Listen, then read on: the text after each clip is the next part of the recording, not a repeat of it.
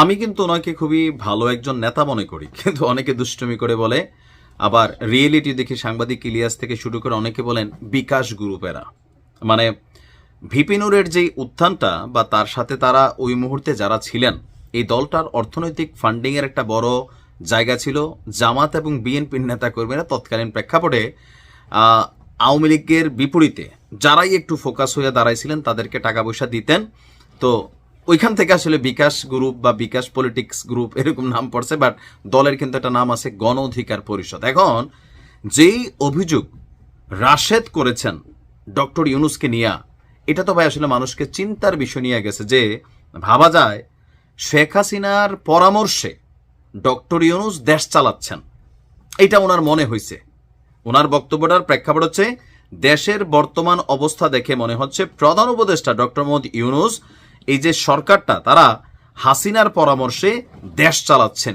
এভাবে চলতে থাকলে দেশ থেকে মুজিববাদ এবং ফেসিবাদ কখনো বন্ধ হবে না। তার মানে ডক্টর ইউনূসের সাথে শেখ হাসিনার যোগাযোগ আছে বা এই সরকারটার সাথে যোগাযোগ আছে।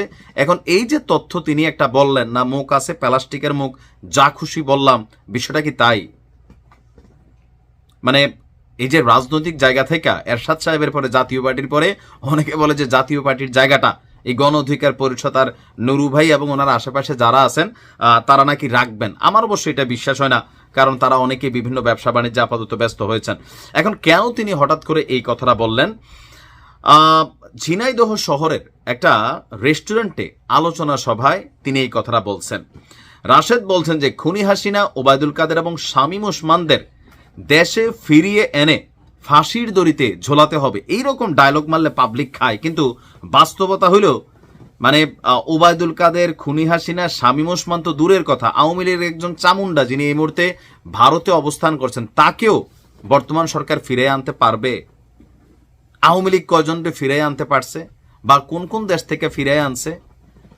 এটা হচ্ছে সরকারের নিয়ে বেকায়দায় ফেলার জন্য ওই যে জোশমূলক কথাবার্তা, যেগুলা শুনলে জাতি খাবে, বলবে ঠিক ঠিক, আসলে জাতি যা শুনতে চায়।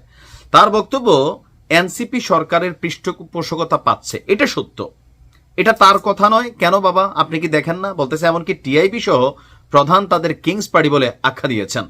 এনসিপি সমর্থিত দুই উপদেষ্টা পদ নিয়ে তাদের মতন করে দেশ চালাচ্ছেন। প্রত্যেক উপদেষ্টা দুর্নীতি করছেন।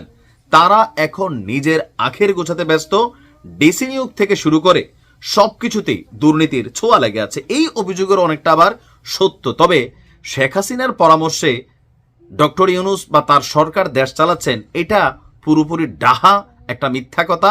এই কথাটা বলার জন্য পাবলিক জোশ আছে, এই জন্য তিনি বলছেন। আমার কাছে মনে হয় যে এর বাইরে আর কোনো কিছুই না, এটা হচ্ছে বাক স্বাধীনতার সুফল। তিনি বলছেন 16 বছর বিএনপি জামায়াতের তকমা গায়ে লাগানো আমলারা এখন আবার নির্যাতিত ও পদবঞ্চিত আপনার করছেন। এখন এই যে বক্তব্যগুলো আমাদের যে ছোটখাটো পলিটিক্যাল দলগুলো আছে, পিআর পদ্ধতিতে ভোট টোট হইলে হয়তো কোনো একটা সিট টিট পাইতে পারে, সার্বিক ভোটটা যোগ দিয়া। এর বাহিরে যেই সরকারই থাকেন, দেখেন সরকারের সমালোচনা করা এক জিনিস, কিন্তু এত বড় একটা কলঙ্ক দেওয়া অন্তত ডক্টর ইউনূসের গায়ে, এটা কি এক জিনিস হইল? সরকারে নিয়ে আমরা তো সমালোচনা করি, শেখ হাসিনা এবং ইউনূসের মধ্যে কি সম্পর্ক এটা একটা বাচ্চাও জানে। যে ডক্টর ইউনূস যদি পাগল না হয় অথবা ওনার যদি মাথার তার তোর ছিঁড়া না যায়, ওনার কালো জাদু তাবিজ টোনা থাকে না যে মনের মানুষ ফিরাইয়া এনে দেয়, ওইরকম তান্ত্রিক যদি কোনো কালা জাদু না করে, তাহলে ডক্টর ইউনূসের পাগলে পায় নাই যে তিনি শেখ হাসিনার পরামর্শে দেশ চালাবেন। আসলে মুখ আছে একটা কথা বইলা দিলাম, বিষয়টা কিন্তু তাই। কিন্তু এগুলোতে মানুষের কাছে পজিটিভ নেগেটিভ একটা তো থাকে। আর তিনি যেহেতু দাবি করছেন, তো তার কাছে এটার প্রমাণ কি যে শেখ হাসিনার সাথে ইউনূস সরকারের যোগাযোগ হচ্ছে? যোগাযোগ করে তো দেশ চালাচ্ছে, হোয়াটসঅ্যাপে করুক, অনলাইনে করুক, মোবাইলে করুক, চিঠি দিয়া করুক, বাট কোনভাবে বা কোন সিস্টেমে ভাই আমাদের একটু জানান, আমরা জানতে চাই, একটু জানান। ভালো থাকুন।